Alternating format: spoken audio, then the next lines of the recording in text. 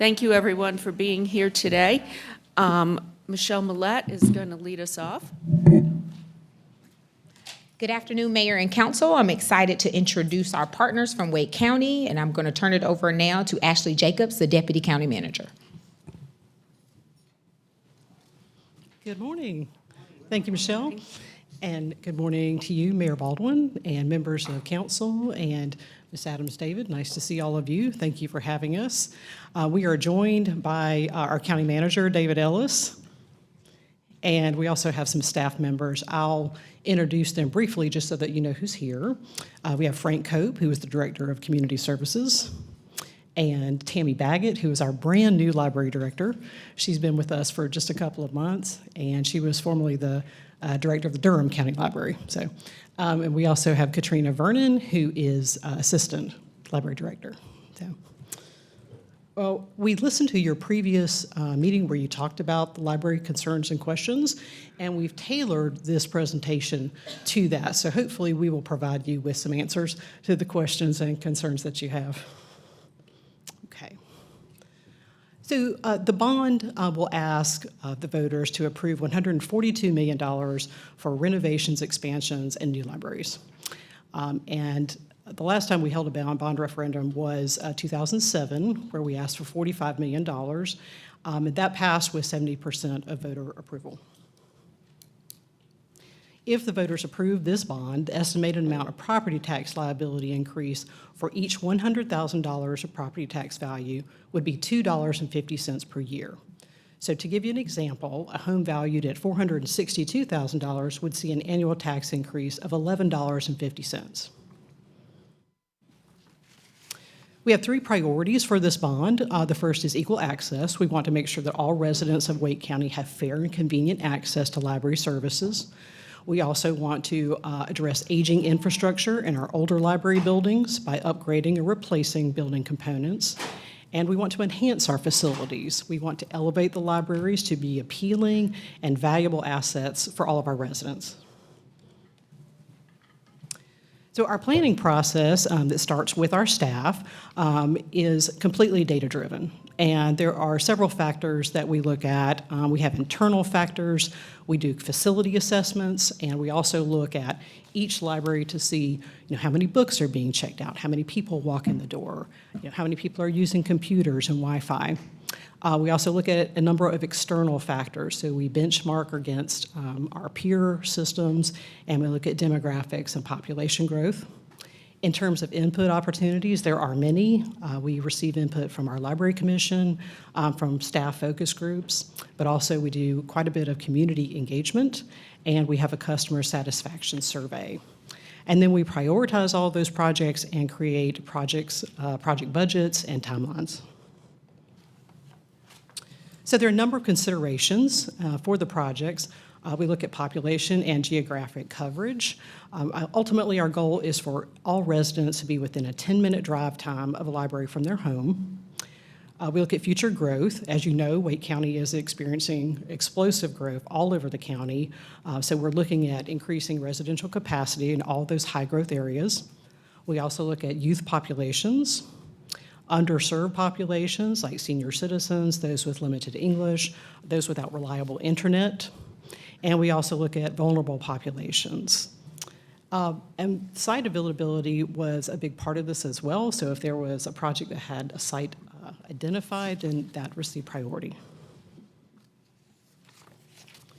So I will say that every single project that we looked at, we have 23 libraries, and every single one of them and every single project that we considered is a valuable project, is a good project. There's no such thing as a bad library project in our system. It's just that we had some limitations that we had to consider as we prioritize all of them. So the biggest limitation is money. So $142 million is the absolute max that we can spend on this bond. So money was a big limiting factor. We had to consider our debt capacity. We also had to consider the tax rate and the ongoing operating budget. We also had to look at staff capacity. So these projects take tremendous staff energy and time, and not just with library staff, but budget, finance, facilities design and construction, general services, all of those departments. And construction market capacity is also a limiting factor. You all may be experiencing that with your own projects. Because the construction industry is booming, there's a lot of competition for the labor and supplies. And then there's the statutory spending timeline. So we need to complete all of the projects within 7 years. Okay, so here are the potential projects. And as you can see, they are color-coded. The renovations are in blue. The expansion, there we have just one, that's the pink in Fuquay Arena. We have library replacements, 2 in orange, and then in purple, 2 new libraries. If they're green, then there's no change. So again, the goal with these new libraries is to increase the number of residents who have a public library within a 10-minute drive of their home. So we are looking at a new community library in Rolesville. Rolesville is the only municipality in Wake County that doesn't have a library, so it was a priority for our board for them to have one. Our board also requested a new community library in the Friendship area of Apex due to high growth. We are also looking at a replacement of the Athens Drive Community Library. I think you all know that the school district is renovating that Athens Drive High School, so we will need to move out of that space. And then a replacement of the Wendell Community Library because that is our smallest and least modern library in the system. We also have a kind of a placeholder, what we're calling TBD, for a new facility. The board wanted to have some flexibility here because there were several interests.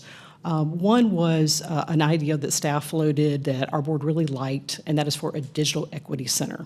Now, that's purely conceptual at this point, but our chair, Chinika Thomas, was very interested in that. She's a champion for broadband and for digital equity, and so she wants to make sure that our residents can live in a digital world, and they have the resources and the skills to do that. So that's really the focus of would be the focus of a digital equity center. That doesn't necessarily, though, need to be a bricks and mortar project. These funds could also be used for a new library in Southeast Raleigh.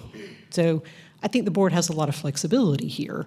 As you are probably aware, Commissioner Tara Waters is a very strong advocate for a new library in Southeast Raleigh. And so she is definitely an advocate for using those funds for this purpose. And that is $19 million, which is enough money to build a community branch library.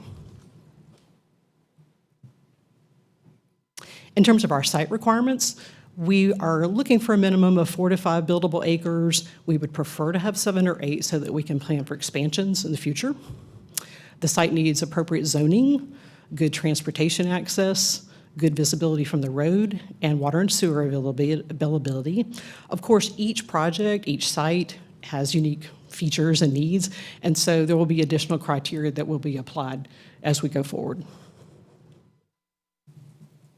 In terms of the land acquisition process, there are 3 properties that will need land acquisition. That will be Athens Drive, Friendship, and the TBD location.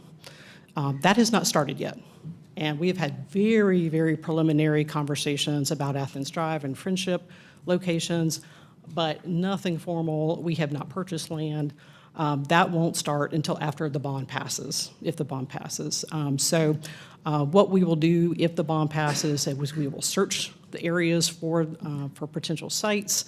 We'll evaluate all of them for the criteria, and then we will bring those viable locations to the Wake County Board of Commissioners. And just as a reminder, as a public body, Wake County Board of Commissioners will need to vote on and approve the purchase of any property for those projects. So there will be opportunity for public input. So Athens Drive replacement, I know that is a particular concern for you. So can you see the blue dotted line? Okay. That is our preferred search area. And that's what we're doing there is trying to keep it, the new location, as close as possible to the current location, which is marked there, ADR. And there's a larger purple line. If you can see that, it kind of looks like a circle that's got some cutouts. That is our full search area. And where you see the cutouts, that's where other library service areas are cutting into that area. So we're trying to stay as close as possible to the current location.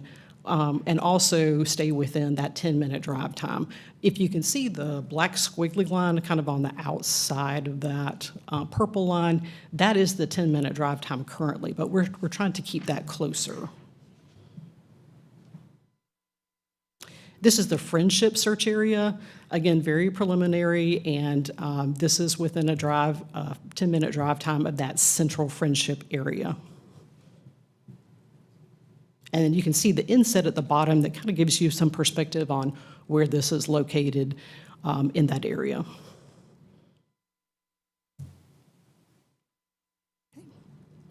We have one potential expansion, and that is the Fuquay Arena Community Library. It's there in the southern part of the county. And that is, we're proposing that due to population growth. Our potential renovations here are Express Library on Fayetteville Street, the Green Road Community Library, Leesville Community Library, the Library Administration Building. That is what I call the heart and brains of our operations, and the Northeast Regional Library, the Richard B. Harrison Community Library, the Southeast Regional Library, and the Zebulon Community Library. And those, as we renovate those facilities, those will be addressing facilities, system upgrades like HVAC, security, furniture, and other enhancements. And here's a little more information on renovations, what that typically includes. That can be carpet, furniture, shelving, book displays, maybe the circulation style, the public PC reorientation, lighting, electrical, safety and security upgrades. These are the libraries that are not included in the bond. So some important notes here. So Oberlin Regional Library is a leased facility, and we cannot use bond funds for leased property. So, but we do plan to renovate it. We will need to identify another funding source, though. The other libraries that you see highlighted in green, those will be cash funded, so those will be renovated before the bond projects start.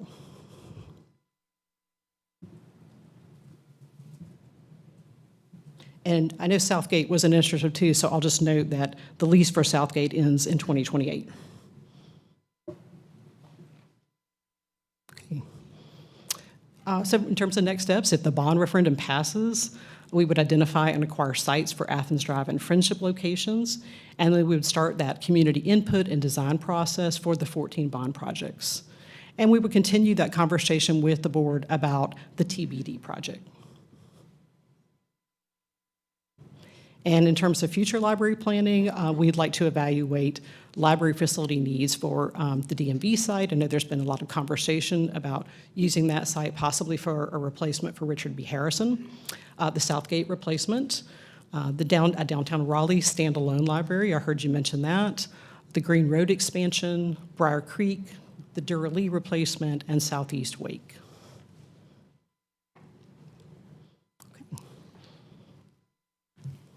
I'd love to hear any input you have. Yes. Councilmember Jones? Thank you so much for being here. You read my mind. I'm Northwest, so I know that from the Leesville and Durley, we have a lot of people up in Briar Creek, and that goes into a lot of Northwest and just North Raleigh. We don't really have that many options, so I'm glad to see that that's a thought in there, but what do you think that timeline looks like before we would even see, if this is a bond that doesn't include it, how long till the next one? So we have 7 years to complete the projects for the 2024 bond, so we would look at a bond sometime after that. The next bond would be, I would expect, 7 to 8 years after that. Okay, thank you so much. Mm-hmm. And I also want to add, like I said, every single project on this list is a good project, and you can make a strong case for every single one of these. Again, we were just limited by the funds that were available to us at this time, so we had to prioritize, but our staff really had some tough choices to make in their recommendations to the board, and our board had some very tough choices to make in their deliberations. But every project is worthy, is worthwhile. Councilmember Branch, and then Patton. Definitely thank you for the information that you provided. And you mentioned the 10 minutes for residents.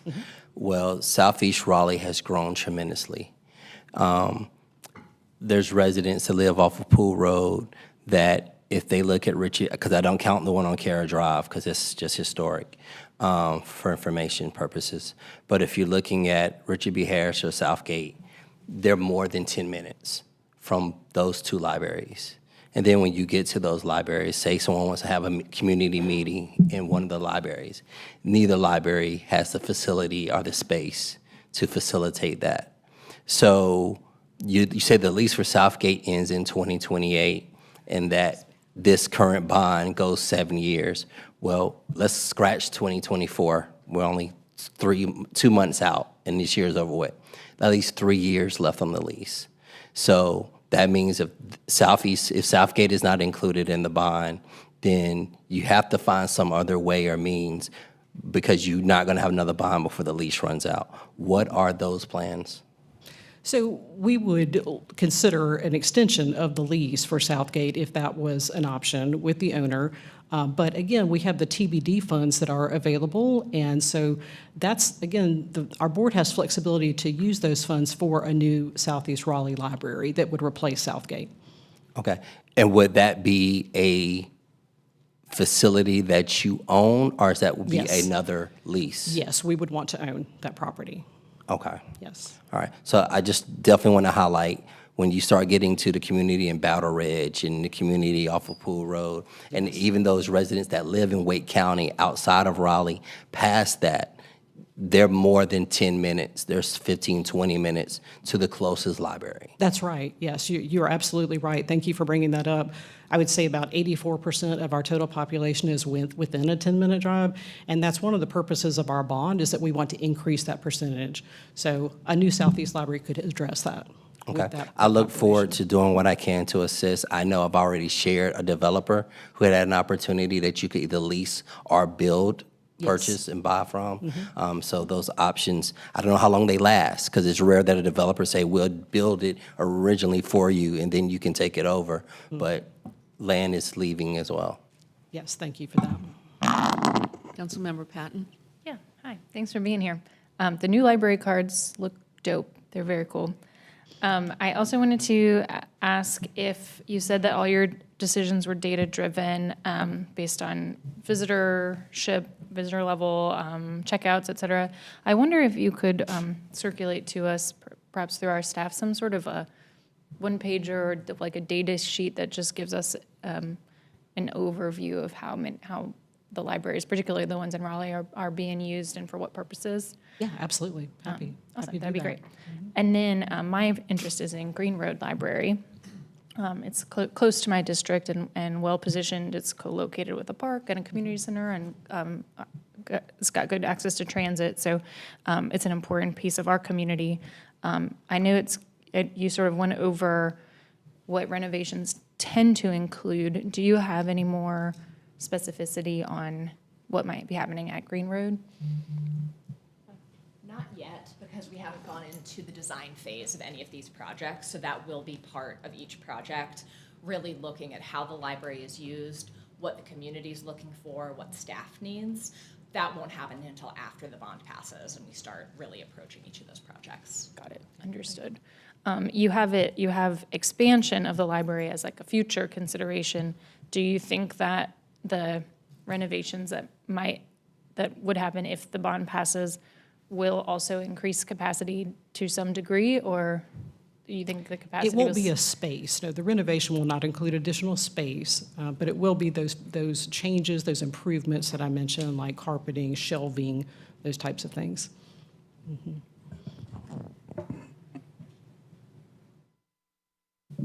Councilmember Harrison. Yeah.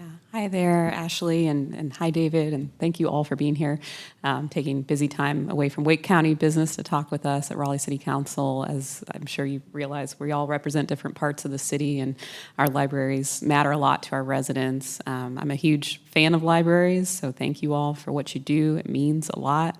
I don't read as many novels as I used to. Someday, I hope to get back to that. But do want to say Athens Drive, it's my neighborhood library, so it means a lot to me, and I'm excited about this opportunity to replace it. It does have to find a new home, which is challenging in an area where we don't always have just vacant land sitting around. So I feel for you all in figuring out where this is going to go. I just want to note a few things that, from my own perspective and what I hear from residents about Athens Drive Library, it's certainly a valuable asset, and it's currently located in a racially and income diverse area with immediate access for high school students, so younger people. It's also in an area of the city where I anticipate growth. The city has a focus on growth and transit corridors, so like Western Boulevard and Buck Jones Road, which are close to the current site. Missing Middle is also allowing denser development in this area. So we have new townhomes on Athens Drive. We have several cottage courts on Powell. I expect to continue to see some of that infill, denser development near the current location. I really liked your map that showed that priority area for where you're looking for that replacement site. And I will note that it appeared south of Tryon Road is a secondary, not a primary area for consideration. And I agree with that assessment because I do see population density not being as high there. So I have to imagine it's not quite as accessible. And currently the library is accessible if you want to walk, if you bike, if you take the bus. A lot of folks have that option. So that's something that's important to me wherever the new site is. I have a few questions, so I'm going to run through them all, but then if you want me to just remind you of any one of them, please do. I'm curious, what are your citing criteria for a community versus a regional library? I'm certainly interested in citing criteria for the replacement to Athens Drive Library. I'm also curious if you consider the population that can access the library without a car, and also how do you weigh in, the access for socioeconomically vulnerable populations? I'm curious if you would consider available city land for the replacement site for Athens Drive. And then also, would you consider purchasing land for the library if it keeps it within that primary, location area? So I'll stop there. Okay, yeah, thank you. All great questions, and I'm going to let our staff answer those.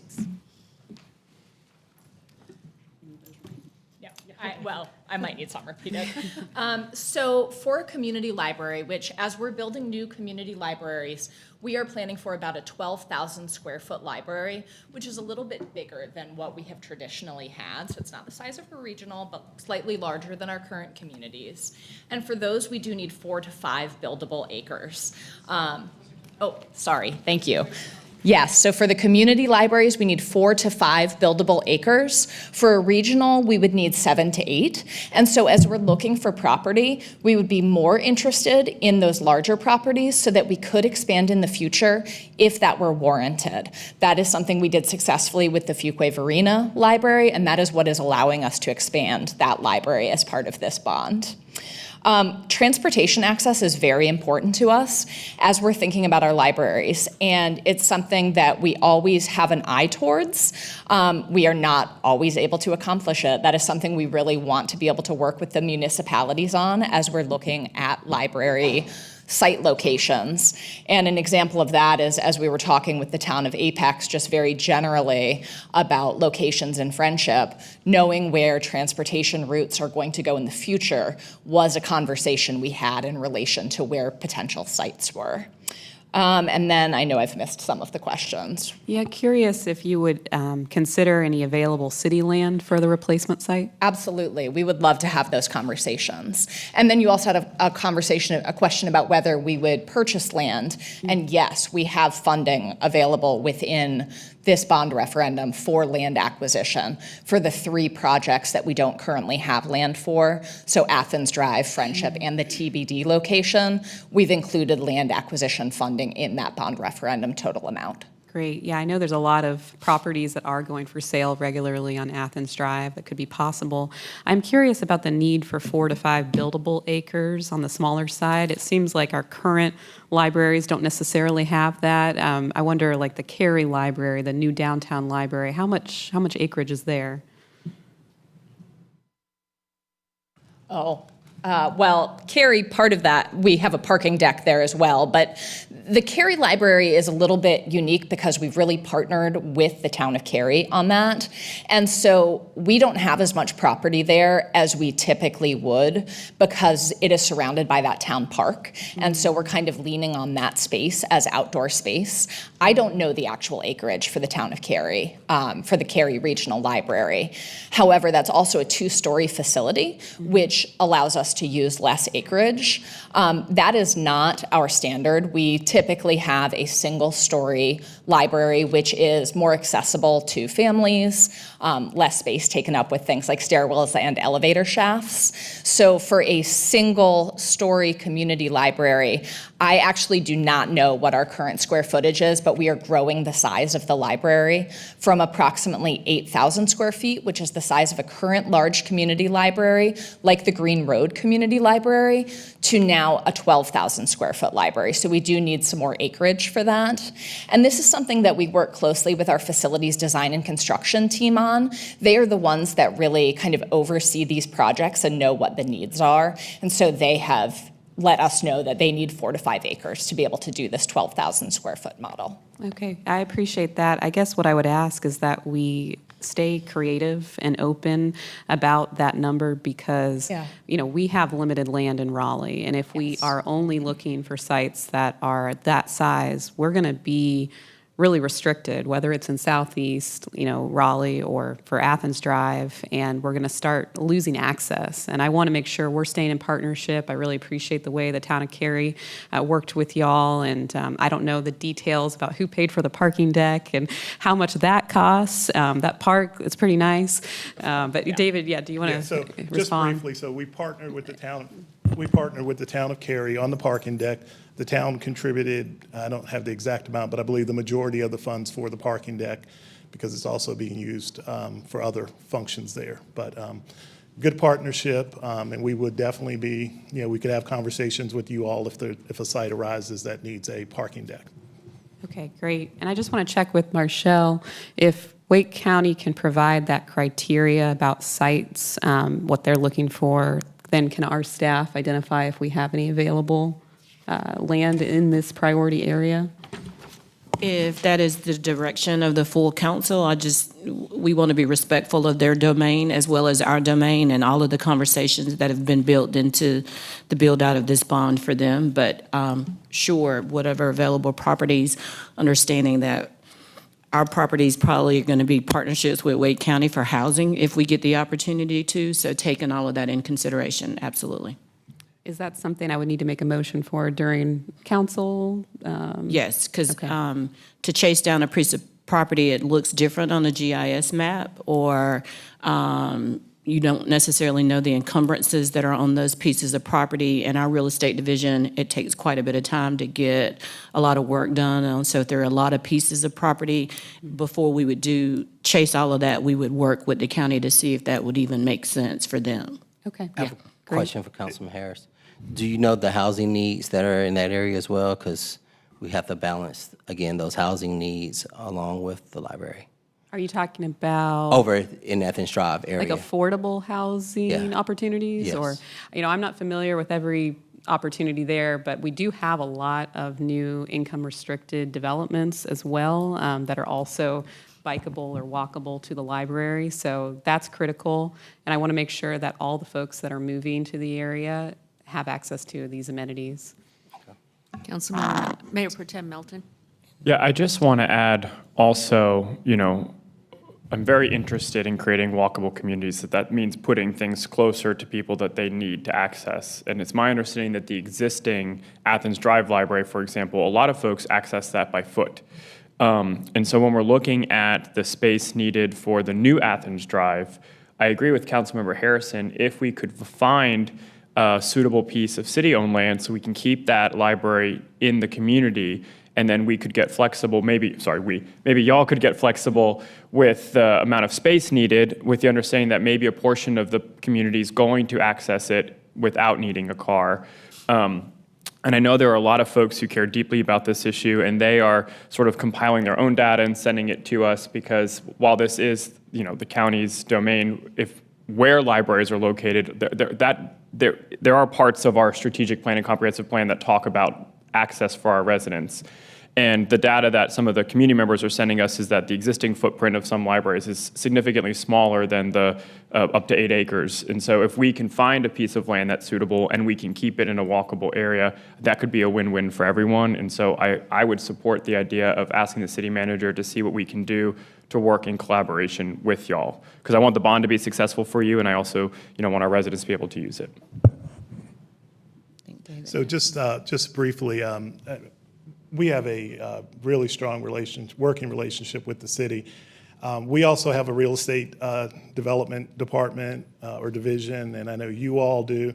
And so they communicate with each other back and forth. And so it's up to council, but I would hate for them to do the same work that we're already doing. Right. And so if there's a way, as Marshall said, just that we can have more communication between the two divisions and not duplicate any efforts, I think that would be make the most sense. So, and definitely hear what you said, Councilman Melton. We are definitely open to different types of sites, but we're also thinking about how do we continue to have the opportunity to expand the sites as Deputy County Manager Jacobs talked about. So thank you. Thank you, David. And I do want to address parking just very briefly, because we also want walkability, and that's very important to us, and for properties to be accessible by public transit. But we also have a portion of the population that will access libraries by parking. And I will tell you that the Cary parking library situation is challenging because there's an adjacent apartment building, and they use that. So the residents are using it, and there has been a bit of back and forth and trying to, a need to police the parking sites because of that shared space and in some cases, some competition for parking space. So, and that's created some frustration with our patrons and with the people who live in the adjacent building. And then, of course, with Richard B. Harrison, we're very hemmed in there. There's no opportunity to grow or to add parking. And so we want to avoid future situations where we won't have an opportunity to add those things. Any other questions? Okay, I just want to comment that I'm sure Mayor Curran is very pleased with Roseville. I've been, that has been ongoing for a decade. So I know that he is probably the biggest cheerleader. So thank you for recognizing that and doing that.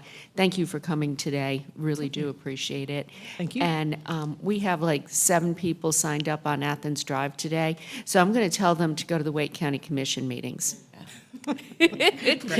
I knew you'd like that, David. Yeah. We welcome their input. Thank you so much. Yes. Thank you for the opportunity. Yes. All right. Appreciate it. So Councilmember Harrison, just to close the loop, what County Manager Ellis and I will do, we will make sure that whatever properties that they have looked at in the general vicinity of Athens Drive in comparison to the properties that you or somebody might have, a list of those properties, and see if there is some way that it might make sense of how they're trying to bring it forward. And then that would be a report back to council or through a manager's update? Let us work on that. It Okay. might be a manager's briefing or something like that. Okay. Because again, being respectful of their work, right? Yes. Great, thank you. Yep. Thank you very much. Okay, next we have Robin here talk about improvements to the website. Thank you, Mayor. Good afternoon, Mayor and council members. I'm Robin Deacle, the Communications Director. And I have a very big title to tell you that we are getting a new website. And I'm very excited about that, but you might wonder what trees have to do with a new website.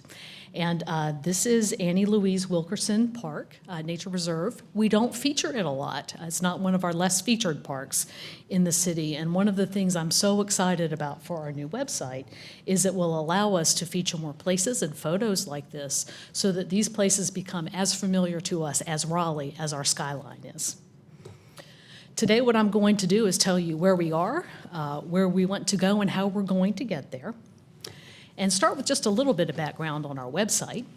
Our website was first launched in 2010, and then in 2017 we started on another version of our website that better aligned with our tree brand. The site itself gets 1 million visitors per month, which is a good number of visitors. To put that in context, because we throw numbers around a lot, that's about 2 visits for every resident if every single resident came to the site.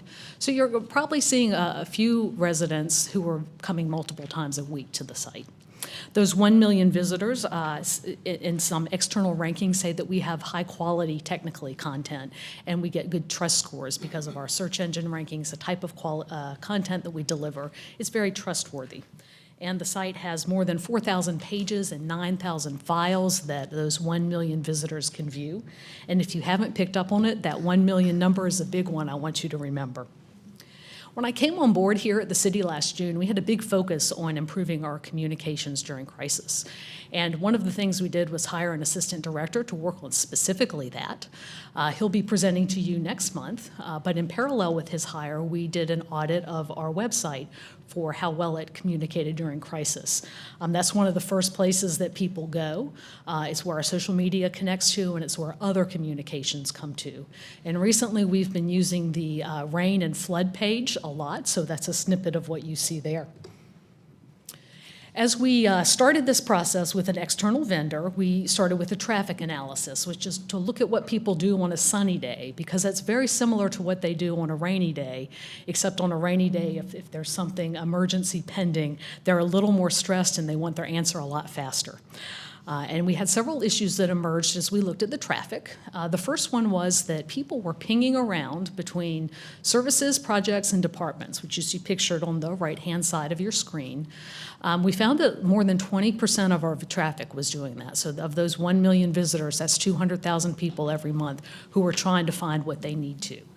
Part of that is because we have organized the site in the way we think about how we do what we do. And that spills into issue number 2, which is that we had a lot of technical terms, acronyms, jargon that is in our content that might make it hard to discern this is exactly the information that I need. This is very normal for a government site. I don't want you to think that's unusual for government, local governments, county governments, state and national governments. This is how we talk sometimes, and it spills into our website. The final issue that we found was that on our pages, especially on mobile, you have to scroll a lot to get to the content that you're looking for. The first words that you get are a little far down the page. So those are 3 kind of big problems, and they give us a big solution, which is that we need to do a restructure of our website with new navigation, which will give us a new design, and in the process we can pay better attention to streamlining our words, so essentially a new website. It's a big change, but it's a little bit like a house that you buy when you first start out, that 3-bedroom, 2-bath. And then you need to add an office suite, so that goes off the back of the house. And then you have kids, so you start with a kiddie pool, then you add a swing set, and then maybe you need to clear all that out for the soccer field, right? And then you have relatives who want to come visit, so you put that cottage or the ADU in the backyard, right? And then the kids go to college, and it's time to step back and say, oh, hey, what do we do now? The same has happened with our website. We've had strategy and innovation, community engagement. We've taken services from one department to another, and we haven't always cleaned up when we move those things around or added things. So what we have now is the same thing those empty nesters have. It's an opportunity to step back and say, what is it we're trying to do? How do we best organize this content? How do we pay better attention to design and our words along the way? And the thing I mentioned at the very beginning, how do we make room for storytelling? And the structure of a website can have some real influence on that. Where we landed with, again, in that work with our external vendor, was to come up with some concepts, and we tested those concepts. And we landed on action-based navigation. And action-based navigation is very simply, you navigate the website based on what it is that you're trying to do. Our vendor tested with 159 external participants. As few as 30 can be significant in a test like this, so we feel that was a robust test. This was an online test where they got 10 actions they had to perform, from sign up to comment at a public meeting, join a board and commission, book a basketball court, pay a bill, some of the things we see done regularly. And there were 3 scenarios that we tested. These are the bottom and top one. The action-based navigation outperformed our current navigation on success of those 10 tasks. 94% of the time, the people testing clicked on the right answer, so to speak, the first time. 94% is a really good number. And then that last number, they were able to perform the 10 tasks in 1 minute, 12 seconds faster than on our current navigation. And some of you who are familiar with websites know 7 seconds is an eternity on the web, so think how long a minute and 12 seconds is. This sounds great, right? But you want to know what that looks like. And I do have some concepts, a blueprint that we can look at today. It's called wireframes. And this is how this would lay out. And I think that's what is successful about this particular organization, is that there's only 3 choices. And so that really helps you make that first choice correctly the first time. Our services menu will include kind of an aggregation of services across the city. They won't be split up by department. They'll be organized by how a resident might be thinking about what they're looking for, which will mean we'll have to do some, kind of internal adjusting about how we think about what goes on the website. That second category is pretty exciting. How do I file a police report? How do I turn on my water? So there's typical questions that we get, and that also has the potential to integrate very well with our customer experience management software, which Karen Ray has been working on, and I know you all are interested in. And I'll say a little bit more about that later. The final section here is our alert section. It has a little green dot there now because there are alerts. In a crisis, that would change color to say there was something a little bit more important. I'll show you what that looks like on the mobile layout, which still has services and how do I at the top. But if you click to expand alerts, those alerts go right there on the screen. And this is exactly what we were going for when we started this whole project about auditing our site for crisis communications. So it's great to see it in concept, and really looking forward to implementing that. All of this was accomplished within the crisis audit project that we did, and it included some blueprints for our front page, our interior pages, other services that we provide, news and events. But that was a lot for us to implement on our own. So we issued an RFP this summer, and we had 11 vendors respond. We interviewed 4 of those vendors with a cross-department team of communications, IT, Raleigh Parks, Raleigh Water, and our planning department as well. And then Karen Ray took a look at our finalists just to make sure there wasn't anything that seemed bad. And our final vendor is Hugo and Cat. They are a New York firm, and they have clients ranging from Alaska's Department of Health to the American College of Surgeons to Tourism Ireland, and they engage a lot of storytelling within the sites that they showed us. The review team thought that their approach was fresh. I know that's a trendy word right now, but it both supported storytelling and it handled the complexities of a government website. So I'm going to walk you through their approach on a very high level, kind of adapted for a general public instead of the actual project doers. We start with focus group testing, part of Project Kickoff, but this is the most important part for me. This is when we sit down with 2 external groups of 8 people, and they go through a prototype of the website. And this, for me, is that final gut check of, is this the right navigation? Was this the right approach? And it gives us a chance to check that before we go full steam ahead. Those changes that they suggest would be incorporated in the final wireframes, which let us get going into the new site. The second big chunk of this project is content. 4,000 pages, 9,000 files. The city staff will go through all of those pages and files and mark them to drop, to keep, to improve, and we'll also have the option to add content as needed to fill in some of the gaps to better set us up for storytelling. Second, we map all that old content to the new website, And then finally, when the development is done, there's an automated process that can move the old content to the new site. There's manual quality checks and some other things we'll do afterwards, but that's how the process will go. One big note is those 4,000 pages and 9,000 files. A lot of those exist because as a government, we have a responsibility to provide historical record for public records. And sometimes on the website, that can make it hard to get the correct answer front and center for everybody. So we're going to have a big conversation about all of those historical files as we go forward and make sure we maintain the public record capability while still serving people who need current information. This is for our internal team. This is the biggest intimidating part of our project, right? The vendor that we chose, Hugo and Kat, has done this many times. They seem very comfortable with the process. They have some tools that I think will make this simpler, although it will not be easy. This is also the part of the project that has the most risk because as our internal team of up to 80 city employees have other priorities and may not get this work done first on their original deadline, that means the project timeline can slip. But we feel like we have some good tools to help to manage that. This I'm going to ask you to have a little bit of fun with me. When I was a kid growing up, I had Legos. And I had an old set of Legos, and they were only red and white. And they were only 2 and 4 holes big. So there were limited things that I could make with those Legos. Imagine getting a pile of Legos that looks like this and what you can build with them, the many different colors, the shapes, the sizes. I have roofs, I have flags, I have so many things that I can do with these Legos. These Legos are building blocks exactly like the system that we have for our new website. So with more building blocks, we're better able to tell stories. We're telling good stories now, but we're not as able to get them front and center for everybody. So having better building blocks is going to allow us to do better stories, more stories front and center, and I think really kind of change the dynamic of our interaction with our residents on the website. There's a lot of technical things that go on in this part of the project that the vendor and IT will work on, security, load testing, all those kinds of things to make sure that the website performs well when it does launch. Okay. All of that work gets us, all of that work, all those things get us to launch.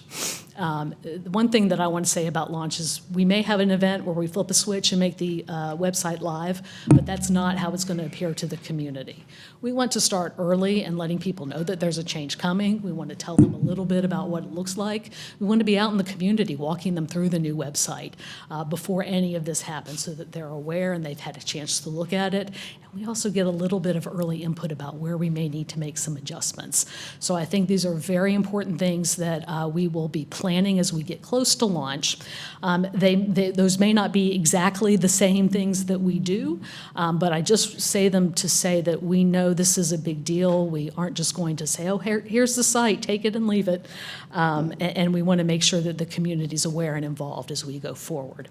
This was also a differentiating factor for this vendor. Some of our proposals just said, oh yeah, we'll launch the site and that'll be that. Oh sure, we'll stick around for a little while, but that launch plan was a big part of their selection process. One final comment that I want to make here, I said I'd say a little bit more about customer experience. Karen Ray and I and the project team have been working very closely together just because these two, her customer portal and the website will be launching very close to the same time. So we don't want that to be two major changes for the community that they're not expecting. We want to make sure that the project and their design and function and then the communication with the community all dovetail so that it's a successful launch for both projects. Just to summarize, we started with crisis, we found some issues, we made a plan to fix them, and now we have a plan for going forward. This is a 7 to 8 month timeline once we get contracted. And speaking of contract, in your regular session agenda today, you have an item to authorize the manager to negotiate with IPG DXTRA, which does business as Hugo and Kat. The contract amount is $377,100. We will continue to update you as we hit our milestones because I'm excited to share. And just for your awareness, we have an ongoing maintenance contract for our website that we will be rebidding as this project comes to a close. That's normal, that's not additional dollars, that's normal spending within our budget. I do want to say thank you. There have been so many people that have helped with this project to get us to this point. There's so many more that are going to help us as we start to get it started, and just want to say thank you in advance, and I'm happy to answer questions. Councilmember Fort? I don't have a particular question. I just want to say hallelujah. I know I've been talking about this since I've been on the council because I've consistently got some feedback. Well, I will ask this one question. In your sample group of the 10, did you have anybody who has any challenges, like disability challenges or anything like that, as a part of your sample?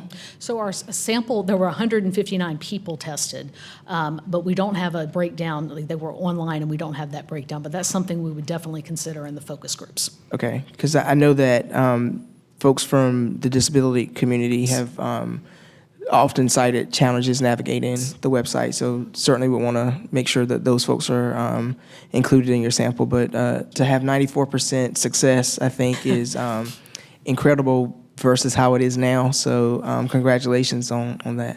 Thank you. To that end, I think it would be helpful if you brought this to the Committee on Persons with Disabilities and get their feedback. The other thing I would also mention is translation services, and you might want to bring this forward to the Immigrant and Hispanic Affairs Board. I think that could be helpful. I do want to mention we have a button on our website right now that will translate the website into many languages, but I think getting some direct feedback about how well that works is a great idea. Yes, thank you. And I want to echo what Councilmember Fort said with the hallelujah. This is something that I've been advocating for from my days on council. So it's good to see that we're moving forward in this direction. I appreciate your leadership and the teamwork. So thank you. Councilmember Patton. Echo, glad we're moving in this direction. I'm particularly excited about the file cleanup. You know, sometimes even as I would say like an above average user of our city website, I'll be like, Forestville Road Park, and then it's like a paragraph, and then it's like, click here for the project page. I'm like, I thought I was there, and then click again. You kind of can get a little bit in a loop. So I think cleaning things up will be really helpful, like a less is more approach. Two questions I have, and I think they kind of relate to this dovetailing of the customer service experience. But I wonder, will there be a presence of AI anywhere on the site, and how will we disclaim that to our users? And then will there be like a chat bot or anything like that?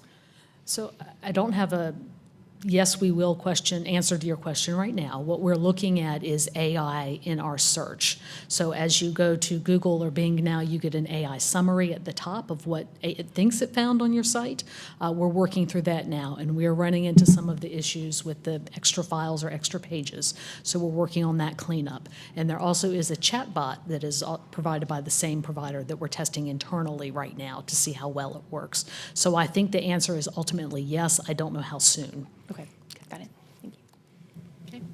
Councilmember Branch. Again, thank you. This is round 3 with me and the website, and definitely appreciate the evolution and constant wanting to improve it.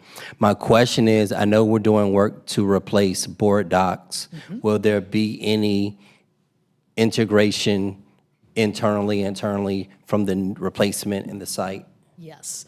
My team is also part of that project, so we will definitely have some ability to coordinate between the two. But there are multiple programs that embed in our website now that we will work to make sure they embed in our website in the future. And we're hoping that the new tool has a little bit more user-friendly way to navigate through council agendas, find the minutes, and find the live stream that we need. So I can't control the eScribe part of it, but how it integrates in the site, we'll do the best we can to make it helpful.